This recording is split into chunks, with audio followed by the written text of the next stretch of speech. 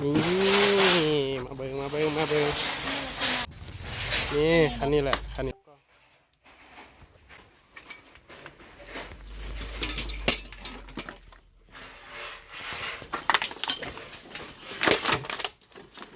ไปอยู่ข้างนอกดิเอาอยู่นอกดิ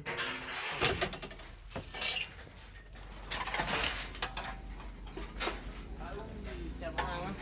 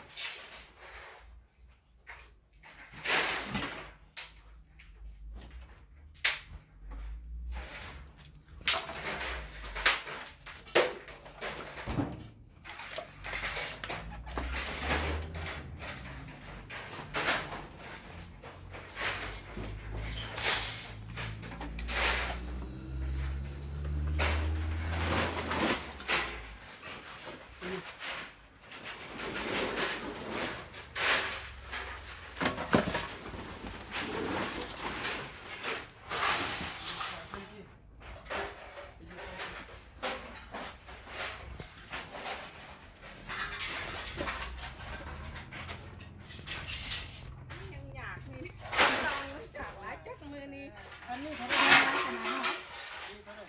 อันนั้นเครื่องลายขนาดนั้นเครื่องหลายโอ้จักมือนี่ขนทางในทางนอกนี่มามันก็หลายบ่อนอยากบอกให้ส่ง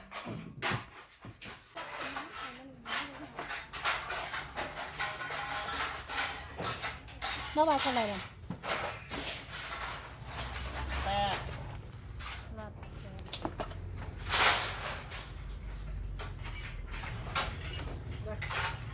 หมดเลยเติมลมได้บ่นะ